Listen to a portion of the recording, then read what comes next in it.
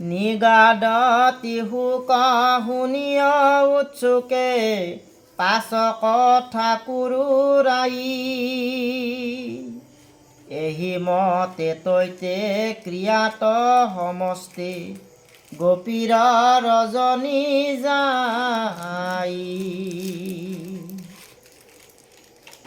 দিনত বনক কৃষ্ণ জান্ত তাংক নেদেখি আতি আখুখে কৃষ্ণ গুণ গণ বৰ্ণাই বঞ্চয় দিন মহাদুখে। এনেকৈ ৰাতিটো পোহৰ হ'ল। তাৰে পিছত তেওঁলোকে কৃষ্ণৰ নাম গুণ গাই ঘৰা ঘূৰি যাব ওলছে। সুমৰি কেশৱৰ কেলি তাকে মাত্ৰ কৰৈ ধ্যান গৃহৰ কৃতত চিত্তন পৰয় নৰহে বিৰহে প্ৰাণ। এই গোপীবিলাকে যদিও ঘৰত গৈছে, সেই যি ৰাতি ৰাসলীলাত যি যি ঘটনা আছিল সেইগিলাহে চকুত ভাহি আছে। সেয়ে ধ্যান আহে, খাবা ল'ব পাৰি গৈছে, খালি কৃষ্ণকে দেখা পায় আৰু কৃষ্ণৰ নামটো মুখত। হৰি গুণ নাম নিস্তাৰ প্ৰকাৰ জানি গোপী হবে তথা জুঠে বকি অন্য কৈ শুনা সখী কৃষ্ণ কথা। গোপীবিলাকে গম পাইছে যে কৃষ্ণৰ নামেহে নিস্তাৰ কৰিব, তাৰ বাহিৰে গতি নাই। সেইকাৰণে সকলোৱে কৃষ্ণ নাম গাই আছে, চব গোপীবিলাকে। বাম বাহুত বাম কলপক লীলায়ে কৃষ্ণে থাপিয়া তুলি ভ্ৰু বযোগ মধুৰ বেনুক অধৰে আনি অৰ্পিয়া ৰন্ধ মধ্য হৰি কমল আঙ্গুলি চয়ল লাখে চলি যেখনে হৰিকে মহন বংশীৰ ডাক দেন তবন মালি। মোহন বংশীৰে যেতিয়া মাতব ডাক শুনব তেতিয়া গোপীবিলাকে ৰবা নৰে, এই বৃন্দাবনক যায়। শুনি তাক অযত দেৱতাৰ নাৰী তেখনে হৈ বিস্মিত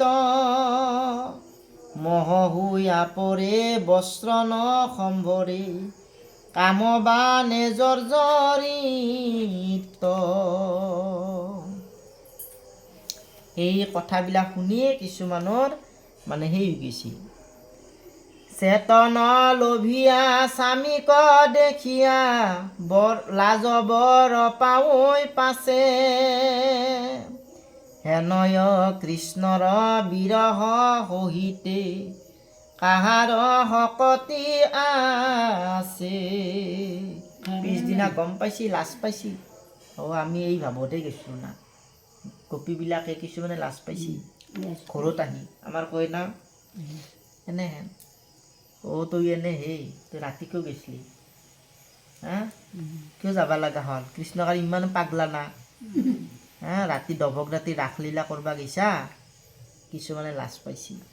আমিতো বয়া ভাৱতহে গৈছোঁ, যিবিলাকে বয়া ভাৱত গৈছে তাহোঁ লাজ পাইছি। নিজৰ স্বামী পুত্ৰ ভাৰ্যা চব এৰি থৈ গৈছি নহয় তাতে। আৰু গোপীবলৈ দেখিও কৃষ্ণৰ চৰিত্ৰ আশ্চৰ্য কেন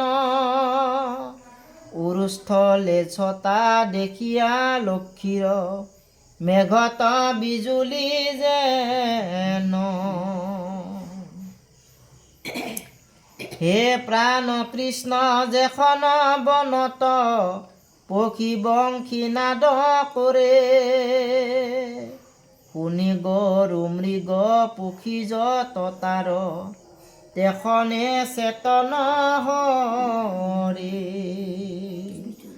বৃন্দাবনত যেতিয়া কৃষ্ণই বাঁহী বজয় পশু পক্ষী গোপ গোপী সকলোৰে মনবিলাক মানে হেৰি হৈ যায়, উত্ৰাৱল হৈ যায়। কিছুমানে বাহিৰ মাত শুনি অচেতন হৈ যায়, ইমান ধুনীয়া। নাকেদি কাণেদি মুখেদি ভূঞা বাক্যহীন ধৰি দান্তে তৃণ উপৰি কৰ্ণ তুলি যেন নিদ্ৰা গৈ তম্ভিয়া থাকৈ নিচল চিত্ৰ পুতলি মাথাত মৈৰাৰ পুষ্প পৰিধান পল্লৱ পিন্ধি কৰ্ণত যে তীক্ষ্ণ হৰি মল্লবে সধৰি খখিয়া গৰু গাঁৱত নাম ধৰি ধেনু মাধৱে দাকন্ত মোহন বংশীৰ বাৱে নদী সব শুনি পালতি বহিয়া তম্ভি থাকৈ মহাভাৱে বাহিৰ মাত শুনলি নদীও বহিবাই ৰে নদীত ধাৰ ৰৈ যায় ৰৈ যায় শুনি থাকে গপ গোপী চবে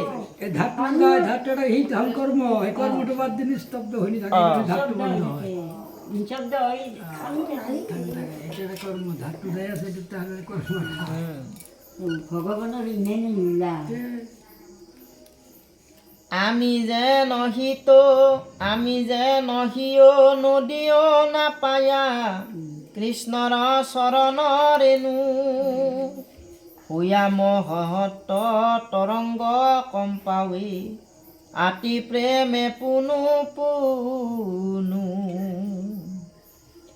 অচেতন নদী সিয় মহ যাই কি কৈব মৰ অৱস্থা আৰু সখী বোলে শুনা সখী হব বৃক্ষৰ আচাৰ্য কথা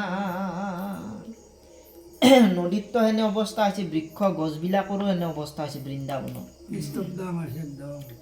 গাছবিলাকৰ কেনেহেন অৱস্থা যেখনে বৰ্ণাৱে গপ গণ গুণ কৃষ্ণ ডাকি আনা ধেনু পৰম দেৱতা জানি তৰুলতা আনন্দে নধৰে তনু তৰুলতা এই লতা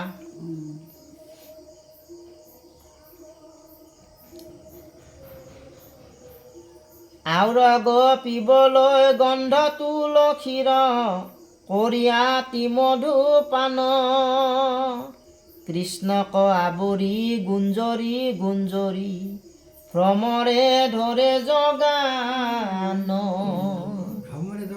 তুলসীৰ গন্ধ মৌবিলাকে এইবিলাকে ভমৰাবিলাকে মৌ পান কৰি আছে। সুন্দৰ বদনে যে তীক্ষ্ণে কৰৈ মোহন বংশীৰ ধ্বনি পৰম বিকল হৃদয় কমল বনৰ পক্ষীও শুনি চবে ৰংগে উঠি আখি কৃষ্ণক উপাখি থাকে থিৰ কৰি চিত্ত চকুক মুদিয়া আনন্দে ৰহিয়া মৌন হুয়া শুনৈ গীত চবে মাতবোল নকৰে ধুনীয়াকে শুনি থাকে। পক্ষীয় মহক যাই যাৰ গীত আমিও ধৰো কেন প্ৰাণ আউৰগ পিবলৈ মহৰ কথা কৰা সখী সাৱধান শুনা ময়ো কওঁ এই গোপীবিলাকে যি যি হৈছে সেইবিলাক কৈ আছে বৃন্দাবনত প্ৰচাৰ কৰি আছে। ৰাতি যি হ'ল আমি যেনেকৈ কওঁ এই কালি অমুকত তাতে নাম গাবা যে এনে হৈছে এই গোপীবিলাকো কৈছে এই ৰাসলীলা কৰা বৃন্দাবনত এই অৱস্থা বেনুৰ বাদ্যত কত গোপীজনে যশোদা তকৈ শুনা মা অদভূত কাবাই যশোদাৰ আগতো কৈছি বেণুৰ বাদ্যত কুশল তোমাৰ কিন কৃষ্ণ প্ৰিয় সুত যশোদাকো কৈছি তোৰ কৃষ্ণ কিয়ে ইমান বাঁহী বজলিয়ে আমি থাকবা নোৱাৰো চবৰে যেখনে অধৰে বংশীক চুম্বিয়া উচাই তুলস্বৰ জাতি ব্ৰহ্মা ৰুদ্ৰ আদি দেৱগণে শুনি হৈ মহামহ আতি দেৱগণেও মজাই বংশীৰ মাত শুনি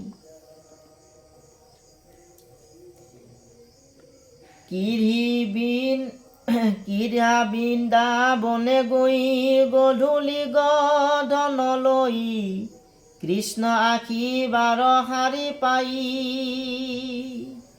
আনন্দে নধৰে হিয়া কত কত গোপী গয়া কৈ কথা যশোদাক যাই কৈ আছে কুণ্ড পুষ্পে ভুখি কেশ কৌতুকে কৰিয়া বেশ তনু লিপি মলয় চন্দনে গধূলে আবৃত হুয়া যেন যমুনাত গয়া কৰৈ ক্ৰিয়া তমাৰ নন্দনে আবাই বাই নন্দৰ আগত কৈছি এই প্ৰচাৰ কৰি আছে শীতল মলয়া বাত বিষয় কৃষ্ণৰ গাত সদায়ে বহ ধীৰে ধীৰে বাৱে যন্ত্ৰ মনোনীত গন্ধৰ্বে জগাৱে গীত দিব্য পুষ্প ছয় হিঞ্চে হিৰে গন্ধৰ্ববিলাকক গীত গাইছে অপেশ্বৰা পৰৈ ভূত ধূলি সিদ্ধমুনি তুতি বুলি আকাশৰে পৰা কৰৈ মান পঢ়িব মহিমা কত কেন হৰি বীৰহত কিমতে ধৰিব আবে প্ৰাণ কৃষ্ণ আখি বাৰ দেখি আনন্দিত হবে সখী কহে আঠে বেঠে তুলি মাথ গধূলি গধনলয়া আমাৰ জোৰায়া হিয়া হেৰা আবে আখৈ প্ৰাণধন গধূলি হলি গধন লৈ আহে বৃন্দাবনৰ পৰা বহুবিধ কৰি খেৰি গপগণে আৰু বেৰি কৰে গাৱে কৃষ্ণৰ চৰিতা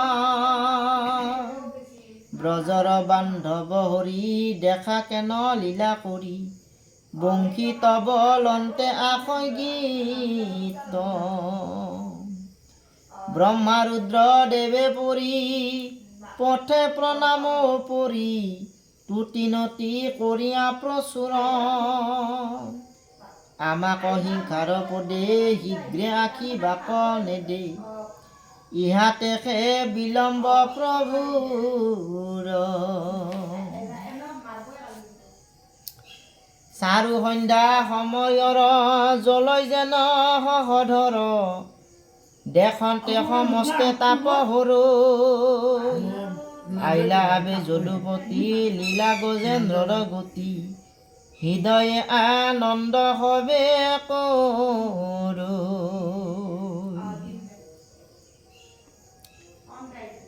যেন পায়া জগ সিদ্ধি থাকৈ দুয় চকু মুদি কৃষ্ণক আলিংগি মনে ধৰি উপজয় প্ৰেম ভাৱ ৰোমাঞ্চিত সৰ্ব গাব নেত্ৰৰ লতক পৰৈ জৰি এইবিলাক কথা শুনিলে চকুৰ পানী পৰি যায় কৃষ্ণ লীলা বিপৰীতা পৰীক্ষিত নৃপতিত কহিলন্ত মহামুনি হুকে ইত কাম জয় নাম কৃষ্ণ কেলি অনুপাম আকৌ শুনৈ ভনৈ যিটো জনে যাই শুনি কি হৈছে মহাপুণ্য। কৃষ্ণৰ চৰিত্ৰ ইটো আন এক মনে জিতো, পৰম গৌৰৱে ৰংগে গাৱে। তাহাক পাতকে চাৰৈ কৃষ্ণ তভ কতি বাৰৈ, হাততে মুকুতি হিত পাও। কৃষ্ণক ভক্তি কৰিলে মুক্তি পায়, হাততে পাব। দেৱৰ দুৰ্লভ জন্ম পায়া জিত নৰাধম, কৃষ্ণ গুণ নাম নুসুমৰৈ। সিটো আপোনাক বঞ্চৈ পৰম পাতক সঞ্চয়, যেন আত্মঘাত কৰি মোৰ। দিনে দিনে তুতে আয়ু কৈত পৰৈ প্ৰাণ বায়ু, হেলা এৰি ধৰা গুণ নাম। কৃষ্ণ হৰি ৰহি মুখে বৈকুণ্ঠ লভিবা সুখে, নিৰন্তৰে বলা ৰাম ৰাম। দিনে দিনে তুতে আয়ু কৈতে পৰৈ প্ৰাণ বায়ু, হেলা এৰি ধৰা গুণ নাম। কৃষ্ণ হৰি ৰহি মুখে বৈকুণ্ঠ লভিবা সুখী, নিৰন্তৰে বলা ৰাম ৰাম।